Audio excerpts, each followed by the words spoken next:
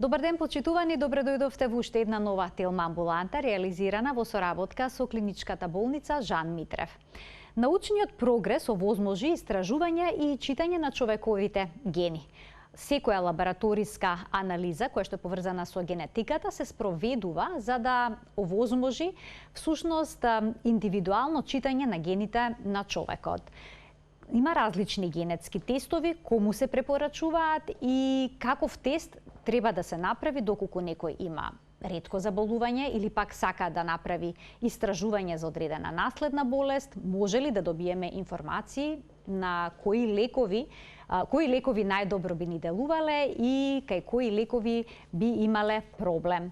За сето ова детално од разговорот со Марија Ѓоргиевска, молекуларен биолог во Жан Митрев клиник. Добре ни дојдовте во телеамбуланта. Добро ве најдов. Кога се прави генетска анализа, всушност се секвенционира, се испитува нашата ДНК. Па еве најпросто да ни појасните што е тоа ДНК. Па, ДНК е рецепт што всушност изградба на еден организам, како и за негово правилно функционирање. Всушност во ДНК-та се наоѓаат, се впишани сите овие инструкции и тоа се впишани во разни гени кои што понатаму кодираат протеини и ензими кои што ги вршат функциите, главните функции во организмот на човекот или други живи организми. Термини кои што напред би сакала да ги јасним, например, кога зборуваме за целокупните информации, целокупните генетски информации, тогаш зборуваме за геном.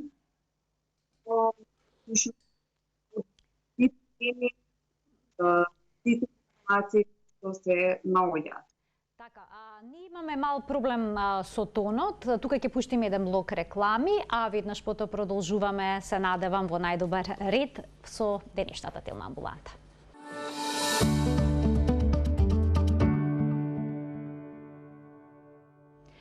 Ова е телеамбуланта. Денеска зборуваме за напредните генетски анализи со кои што се добиваат информации за генетиката на поединецот со Марија Ѓоргиевска, молекуларен биолог во Жан Митрев клиник. Марија, пред малку ни појаснувавте што е тоа ДНК, еве накратко уште еднаш да ни опишете и при анализите дали правите всушност секвенционирање на целиот наш генетски материјал или пак само на негови одредени делови? Така. Значи, најпрвен ДНК да објасниме дека е еден вид на рецепт кој што е неопходен за изградба на еден жив организам и за негово правилно функционирање.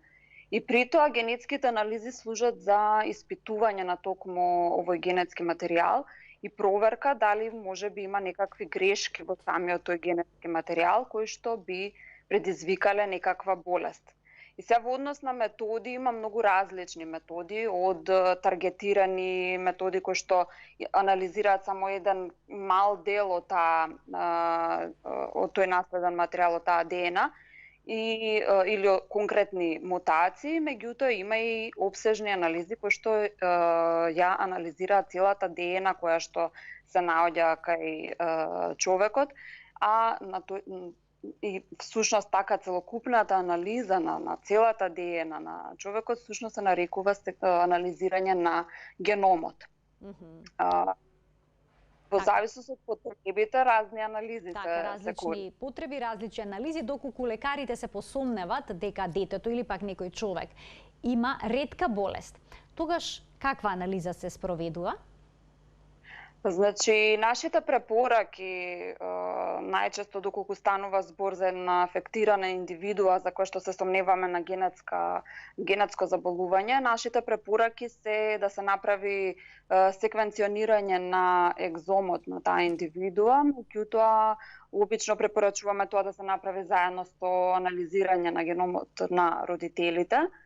И При тоа, бидејќи во последно се покажа дека всушност најчесто промени или мутации конкретно во кодирачките региони од геномот се најчеста причина за ретките генетски заболувања, затоа и најчесто ние препорачуваме секвенционирање на екзомот на пропозитусот заедно со неговите родители, кога станува збор за ретка генетска болест. Споминавте екзом, тој е уште еден термин кој што ни е нам непознат. Што е тоа всушност?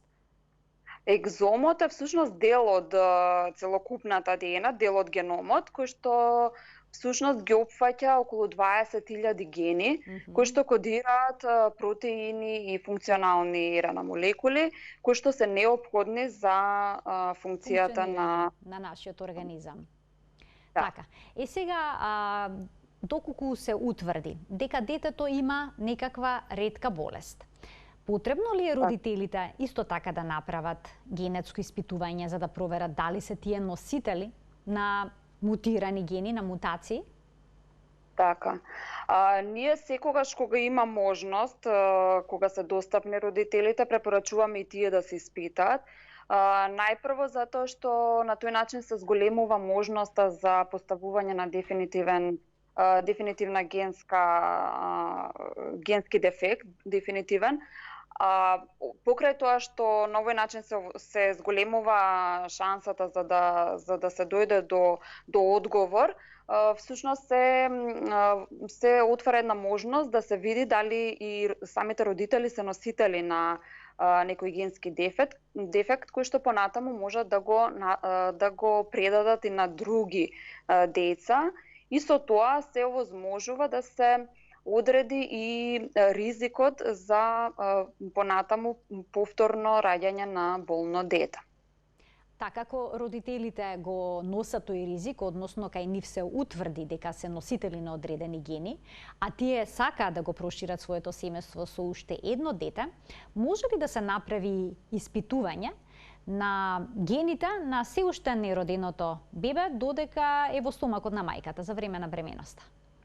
Така, значи во овој случај зборуваме за пренатална диагноза, кога се уште детето не е родено, односно се наоѓа се уште во утерусот кај мајката. Значи во таков случај можна е генетска анализа и повторно можна е и таргетирана за конкретен генски дефект, а можна и сеопфатна анализа на целиот екзом или геном. Меѓутоа, во вакви случаи нашите препораки се најпрвен да се одреди генскиот дефект кој што семејството го има, а понатаму таргетирано да се прави анализа за конкретниот генски дефект на плодот кој што се носи, бидејќи на тој начин се скратува времето за анализа, а знаеме дека за пренаталната диагностика клучно ни е добивање на брзи резултати. И поради тоа нашата препорака е најпрвен да се направи анализа на афектираното дете, да се утврди генскиот дефект, а понатаму пренаталната анализа да биде за конкретниот генски дефект кој што е утврден. За да се направи ваква анализа, значи ваков генетски тест, каков примерок се зема? Така, примерокот за оваа анализа е всушност амнионска течност, бидејќи во таа течност се наоѓаат клетки кои што се ослободени од ембрионот. Всушност тоа е еден репрезентативен материјал за генетскиот материјал на самиот плод. Па всушност земање на амнионска течност или хорионски ресички во уште порана бременост, кои што содржат исто така клетки од самиот ембрион, може да се користат како материјал за ова испитување. Доколку се работи за дете или пак за возрастна личност, што се зема? Венска крв или пак примерок од плунка? Така, најчесто препорачуваме венска крв, бидејќи сепак се добива поголемо количество на ДНК и во тој случај, значи секогаш сакаме на безбедни да бидеме, односно да имаме доволно количина за испитување. Меѓутоа, секако доколку станува збор за мали деца, некогаш и кога не е возможно да се земе примерок во моментот од детето, тогаш секако дека е можно да се земе и бриз од букална слузокожа, од каде што се изолираат клетки, а од нив ДНА од индивидуата. Кога лекарите се сомневаат на некоја ретка болест, дали обично правите таргетирани тестови за конкретната болест? Значи, се зависи за која болест станува збор. Така, например, ако станува збор, да речеме, лекарите се скоро сигурни дека станува збор за цистична фиброза, тогаш би го испитувале само и нели предходните прелиминарни тестови укажуваат на цистична фиброза, тогаш секако би се испитал само генот кој што е одговорен за оваа болест.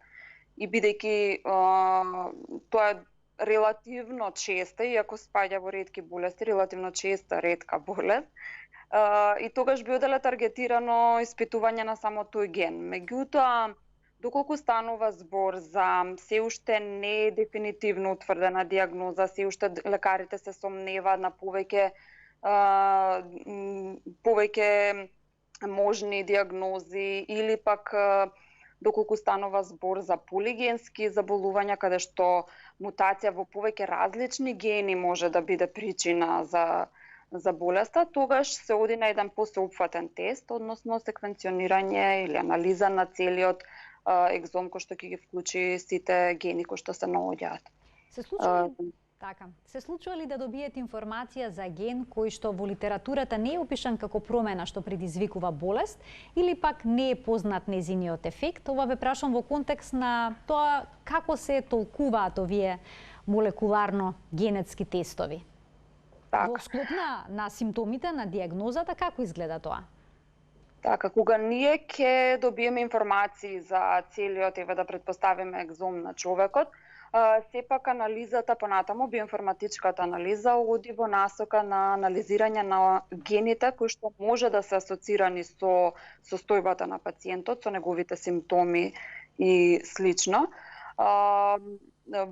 Бидејќи нели не можеме да ги проверуваме сите 20.000 гени, тоа би траело премногу долго и не би извлекле повеќе информации од таргетираното.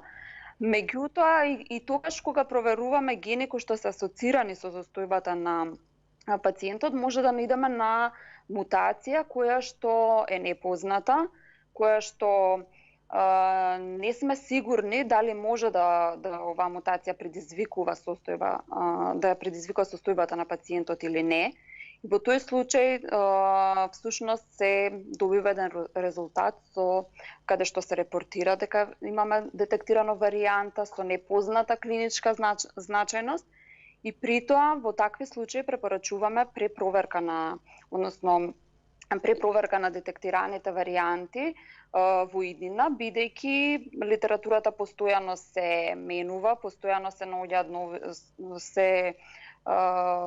се наоѓаат нови информации во светската литература, така да има такви случаи кога не се наоѓа дефинитивен генски дефект, туку имаме некоја сомнителна, меѓутоа не можеме со сигурност да кажеме дека е дефинитивна причина за состојбата. А ако лицето има некаква генска болест, ретка болест, а со таргетираниот тест не се утврди тоа, односно промената е во некој друг ген, што се прави потоа и понатаму пребарувате, барате, правите дополнителни тестови, има потреба за тоа? Значи, доколку сме направиле секвенционирање, односно исчитување на целиот геном кај човекот, тие информации остануваат, не се променуваат и се чуваат на сервери, каде што и во моментот кога ние анализираме, доколку не го најдеме генскиот дефект, и една од причините е да болеста не е генетска, меѓутоа, доколку се уште се сомневаат докторите дека станува збор за генетско заболување, тогаш информациите кои што остануваат се препорачува да во иднина се реанализираат, се препроверат, тогаш кога ќе има достапност на повеќе информации и слично. Сега има и уште неколку други методи кои што исто така се препорачува да се направат. Тоа е проверка на за присуство на делеции и дупликации во геномот на човекот, кои што се еден вид поголеми генски реаранжирања, кои што со секвенционирањето реално не би се виделе, може да се пропуштат, и во такви случаи се препорачува и анализа за проверка на поголеми генски реаранжирања во геномот. Колку се обемни овие испитувања, траат ли долго и колку се прецизни? Така, значи, прецизноста е голема. Обично, сега нормално методот на секвенционирање си има некогаш мали недостатоци, односно да конкретно баш некој регион кој што ни од интерес не е добро прочитан, не е со задоволителен квалитет. Меѓутоа, во таков случај постојат quality control анализи кои што ни укажуваат на што треба да обрнеме внимание, што треба да се препровери, за да бидеме сигурни во она што го анализираме. Со најопсежните методи е всушност навистина она што најмногу што може да се направи е тоа. И затоа се и малку по долготрајни, да речам. Односно, обично во нашата лабораторија за анализа на екзом или па геном трае околу 2 месеци, месец до 2, зависи колку брзо ќе се добијат секвенциите за анализа. Со Марија Ѓоргиевска, молекуларен биолог во Жан Митрев клиник, денеска зборуваме за напредните генетски анализи, кои што ги прават во нивната лабораторија во Жан Митрев клиник. Почитувани од овој момент ќе можете да се вклучите во емисијата на телефонскиот број 3076-677 и да поставите прашања кои што се однесува на темата на која што денеска зборуваме. Марија, продолжуваме понатаму, ќе се префрлиме на една поинаква тема, односно истражувањата покажуваат дека сите ние различно реагираме на лековите, бидејќи различно ги метаболизираме, што е многу важно во процесот на лекувањето. Што значи ова? Дали со генетска анализа може да се утврди кои лекови имаат позитивен ефект кај нас, а кои не? Така, значи постојат поголем број на гени кои што се вклучени, кои што продуцираат ензими или пак протеини, кои што се неопходни за метаболизмот на лековите, било да е тоа преку нивно активирање во организмот или пак преку нивно елиминирање од организмот. И при тоа со анализирање на токму овие гени, ние добиваме на информација за ова поле се нарекува фармакогенетика. И при тоа добиваме информација за кои од ензимите функционираат правилно и метаболизираат нормално лекови, а кои од ензимите не функционираат правилно. Па така, од неодамна во нашата лабораторија се спроведува ова фармакогенетска анализа, каде што ние ги секвенционираме практично сите гени кои што се асоцирани со метаболизам на лекови и при тоа се добива еден извештај каде што се наведени кои лекови нормално се метаболизираат, а за кои лекови треба да се обрне внимание бидејќи нивниот метаболизам е изменет. Дали може за секој медикамент, за секој лек да се направи оваа анализа? Значи, анализата всушност ги опфаќа сите гени кои што се асоцирани со метаболизам на лекови, меѓутоа се добива нормална информација за оние лекови за кои што имаме докажани фармакогенетски докази, значи дефинитивни докази за кои што има, така што за голем дел од лекови има информација и се добива. Зашто најчесто се прави? Дали е тоа аспиринот? Па не, обично не за аспиринот, меѓутоа например во нашата болница многу често имаме таргетирано анализирање за метаболизмот на клопидогрил, кој што всушност е лек, антиагрегатен лек кој што се дава по за третирање на пациенти кои што се стентирани или се под висок ризик за кардиоваскуларни евенти потоа. И всушност се големи докази постојат дека пациентите кои што се слаби метаболизери на овој лек, поради промени во гените кои што го метаболизираат овој лек, имаат многу голем ризик за кардиоваскуларни евенти потоа. Поради тоа, обично докторите иницираат да се направи најпрво генетското испитување, да се види дали пациентот добро би одговарал на овој лек или е потребно да се или промени неговата доза или пак да се замени со сематик. Така, да го вклучиме гледачот кој што очекува да постави прашање во денешната Телма амбуланта. Добар ден за него. Добар ден. Добар ден, повелете. Сакав да прашам. Одамна детето е веќе возрасно, во бременеста правев генетски испитувања, нели, и се покажа некој си инверзен 9 хромозом. Како се извинувам? Инверзен 9 хромозом. Инверзен 9 хромозом. Добро. И сега ни тогаш, ни после се интересирав, не разбрав што тоа значи и дали... Така, ви интересира што значи тоа, што сте го добиле како резултат за вашето дете? Детето е веќе возрасно и добро, немаме никакви проблеми, меѓутоа чисто ме интересира. Чисто ви интересира што значи тоа инверзен 9 хромозом. Ви благодарам за вклучувањето во денешната емисија. Повелете, Марија. Така, значи, ретките состојби се ултра ретки, секој, да речам, пациент си е своја приказна.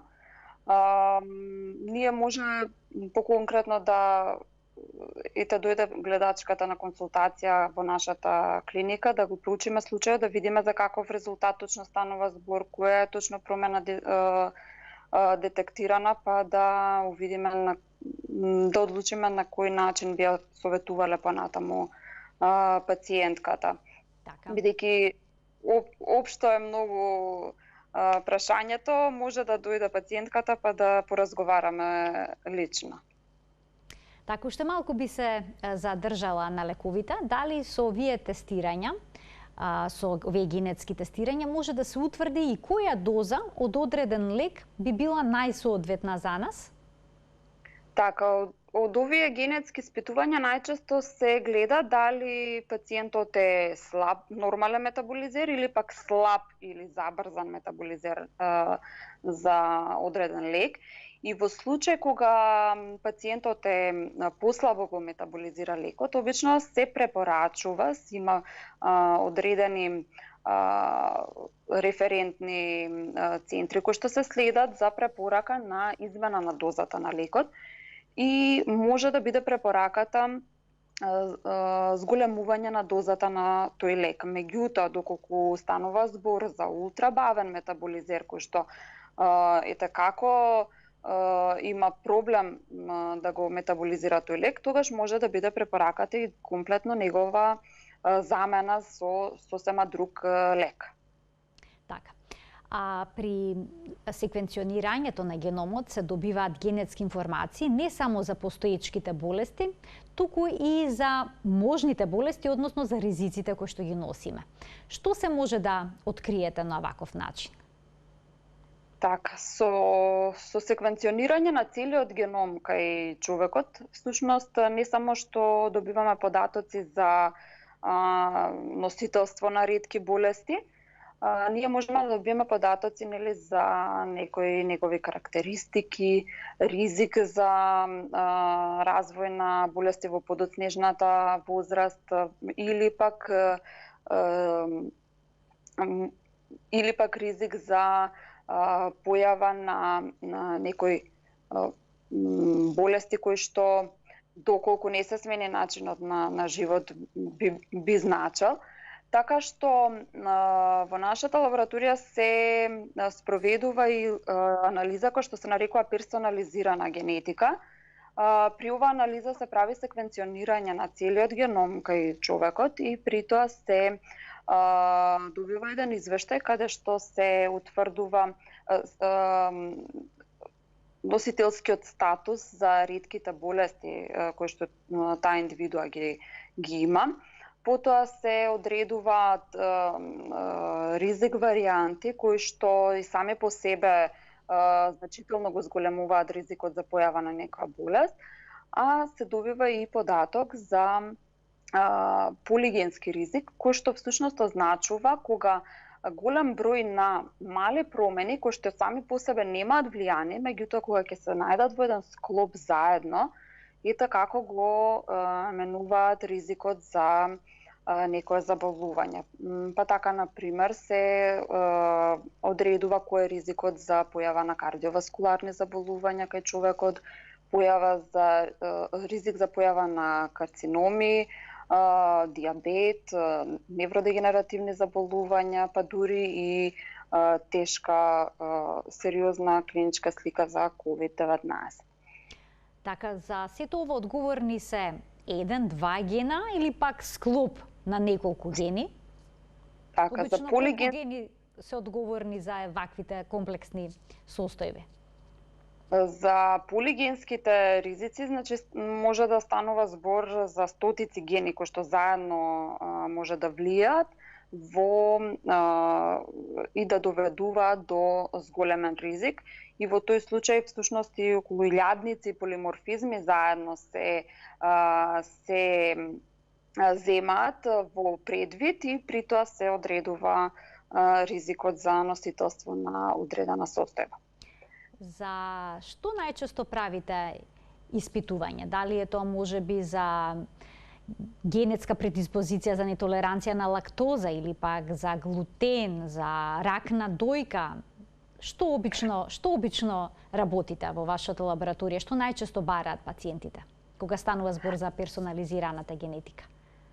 За персонализираната генетика, за конкретно таа анализа, всушност во тој извештај се содржат сите информации, односно за било каков ризик да носи пациентот, тогаш се наведува, а се наведуваат и ризиците посебно за кардиоваскуларни заболувања, карциноми, невродегенеративни, како што кажав, заболувања и така натаму. И се наведуваат носителство на мутации кои што се точно познати како патогени, кои што дефинитивно се причинители за болести, кои што би можеле понатаму тие да ги пренесат на своето поколение. Така да тоа е една најопсежна анализа која што се спроведува во нашата лабораторија и која што е многу бенефитна, па дури за здрави луѓе кои што сакаат да знаат кои ризици тие ги носат во себе. Да го вклучиме гледачот кој што сака да постави прашање. Добар ден. Добар ден. Повелете. Ќе ве молам, имам едно прашање. Поздрав прво. Јас многу години боледувам од висок крвен притисок. Дали лабораторијата во Жан Митрев врши испитувања на лековите што се даваат на пациентите, дали му одговараат на неговата генетска на неговиот генетски профил. На неговиот генетски профил. Да речам, јас примам одредени лекови и тие лекови не ми одговараат. Притисокот сепак ми е висок, јас треба дупла доза да земам. Така. Дали може да се испита, кога докторот ти ги препорача лековите, да се испита дали тие лекови делуваат на Така, би ви делувале или не. Ви благодарам, ова е едно убаво прашање. Марија, дали имавте можност да го слушнете? Ако можеш уште еднаш да повторите, дел слушнав, дел не. Така, значи гледачката има проблем со покачен крвен притисок и терапијата не секогаш и делува, па сега ја интересира дали кога ќе добие листа на лекови може да дојде во вашата лабораторија да направи генетска анализа за да се потврди дали лековите имаат ефект кај незе или не. Така, значи можна е таква анализа. Ние најчесто на тој начин функционираме, да од пациентите доколку веќе примаат одредени лекови, да ни дадат листа на сите лекови кои што тие ги примаат, однапред им кажуваме за кои лекови дефинитивно ќе добијат одговор, за кои лекови нема информации достапни во литературата и нема да добијат одговор. И понатаму генетската анализа вклучува, ние секако користиме најопсежна анализа која што може да се користи и ги офаќаме сите гени кои што се познати за метаболизмот на лековите, па се добива репорт за сите оние кои што се и од интерес за пациентот и плюс и за други лекови. Значи на таа листа има и лекови за притисок? Да, секако. Да. Добро. Продолжуваме понатаму со денешната тема, зборуваме за делот сега за персонализирана генетика. Доколку утврдите некои гени кои што укажуваат на можност за развој на сериозна болест, дали е тоа деменција, карцином и слично, која е веројатноста дека некој ќе ја добие болеста? Дали штом некој е носител на генот, сигурно ќе се разболи во текот на животот или тоа не е баш така? Тоа не е баш така, како што и предпоставувате. Значи, ризиците за кои што ние зборуваме се генетски ризици, односно ризик пресметан према генетскиот материјал кој што ние го носиме. Меѓутоа, вкупниот ризик за појава на одредена болест, нормално, за да се пресмета вкупниот ризик, потребни се информации за животот на таа индивидуа, начинот на живење, на исхрана, спортување, години, други заболувања и слично. Така што, всушност, ако имаме зголемен ризик за појава на кардиоваскуларни заболувања и ние имаме висок холестерол, да речеме, тогаш со воведување на терапија која што ќе го регулира нивото на холестерол, ние значително ќе го намалиме вкупниот ризик за развивање на едно кардиоваскуларно заболување.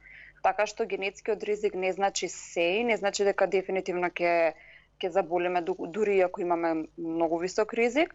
Меѓутоа е многу полезно да го знаеме, за да знаеме што во иднина, што да превземеме, какви превентивни мерки да се превземат и слично. Така, значи ако си го знаеме генетскиот ризик, можно е да се спроведе одредена превенција.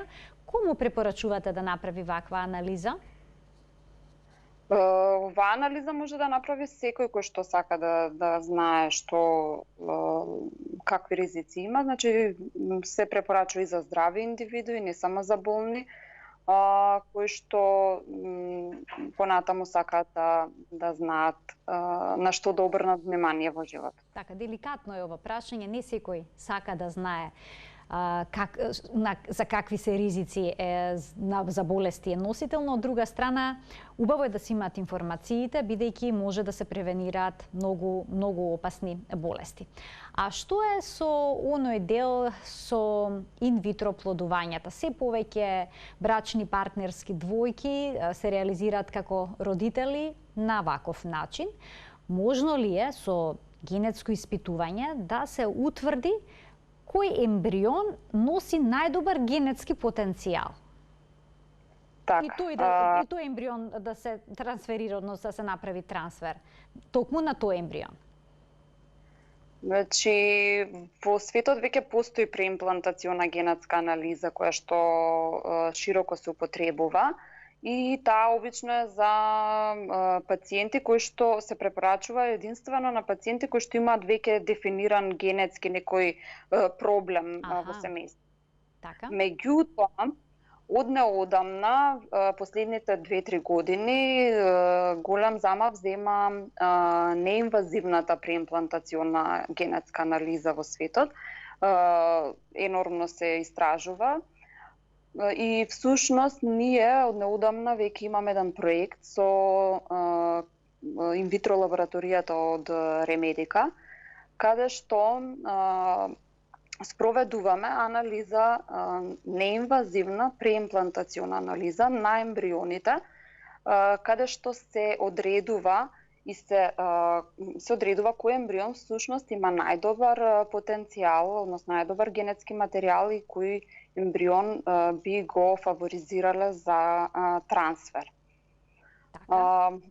Ова анализа всушност е во многу голема предност пред стандардната преимплантациона анализа, бидејќи со неинвазивниот метод не се прави класична манипулација со самиот ембрион, значи не се зема од него биопсија, воопшто не се пипка. Од каде се зема тогаш ДНК материјалот? Така, материјалот кој што го испитуваме е всушност слободна ДНК која што се испушта од ембрионот во медиумот во кој што тој расте. Тоа е едно ултра... Значи, околу ембрионот всушност може да се најде тој материјал. Да. Се покажа дека 5-6 ден од растењето на ембрионот има доволно количество на ДНК ослободена во медиумот, кој што може да се користи за ваква генетска анализа. Тоа е нормално ултра мало количество на ДНК и поради тоа ние имавме еден подолг тест период кој што успешно го завршивме заедно во соработка со инвитро лабораторијата од Ремедика и сега можеме да кажеме дека веќе ни е ова анализа ставена во редовна употреба за сите оние кои што сакаат да направат еден ваков вид на испитување на ембрионите. Имаме гледач на линија, да му дадеме предност и да го вклучиме во програма. Добар ден. Добар ден. Повелете. Сакам да прашам, психички разболен човек, потомството негово дали е најризично да заболе од оваа болест? Како се извинувам, психички, како спомена? Болен, психички болен родител, дали може детето да наследи? Да, детето да наследи или внукот или така. Добро, ви благодарам за вклучувањето во програма. Дали го слушнавте прашањето? Дали детето може да наследи доколку има... Доколку родителот е психички болен, дали детето може тоа да го наследи? Предпоставувам, ја интересира гледачката, дали со генетска анализа тоа може да се потврди или пак отфрли? Значи, во однос на невропсихичките расстройства, значи малку е комплексно, бидејќи голем број на гени се асоцирани.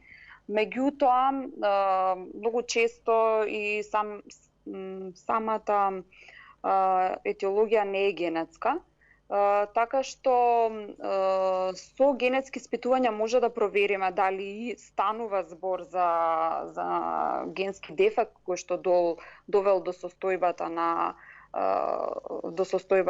на таа индивидуа, а понатаму и нашата препорака најпрвен да се испита афектираната индивидуа, а понатаму да се види доколку се најде генски дефект, тогаш може дефинитивно да се провери и ризикот кој што тие деца ризикот за деца, да. А што е со трудниците кои што сака да испитаат генетски профил на своето дете, односно да исклучат одредени хромозомски аномалии конкретно? Во која недела може да направат ваква анализа преку крвта и дали ја правите и вие таа анализа?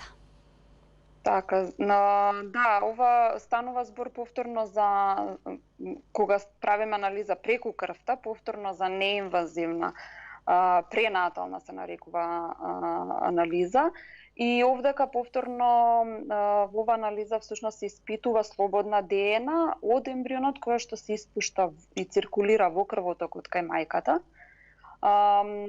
Веќе од 10-та недела па натаму може да се прави ваква анализа на трудницата и при тоа се добиваат информации за носителство на евентуални хромозомски анеуплоиди и микроделеци.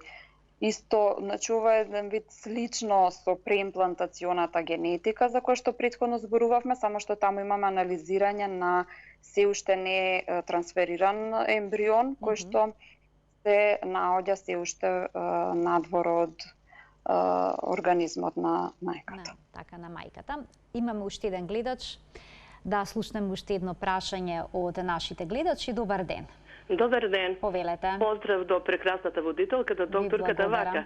Сакам да ве прашам, може да не е од темата, ама мајка ми, знаеш, живеја негде околу 70 и неколку години и не е никад отишла на лекар, знаеш, и ја мислим, ајде, и ја, знаеш, како мајка ми, нели, мислим, ајде, не треба да идем, но овај корона, толку, јас короната мислим многу лесно ја поминав, но испаднаа некои гинеколошки работи, ете зашто треба жените да се идат, едно 10 години не бе отишла, имаше многу болови, испадна операција, тој помина се убаво, сега прима да го прашам докторката, една вакцина, друга вакцина, може ли третата вакцина да го примем, таа бустер, како се вика вакцина? Така, само да ви кажам дека денешната гостинка е молекуларен биолог, таа не е докторка, така што мислам дека одговор на ова прашање ќе може да добиете во некој од следните изданија на Телма амбуланта. Следете не од вторник натаму, бидејќи понеделник е резервиран за теми од областа на педиатријата, па ќе можете да се информирате. Ви благодарам во секој случај за вашето вклучување и за комплиментите што ни ги поделивте за емисијата.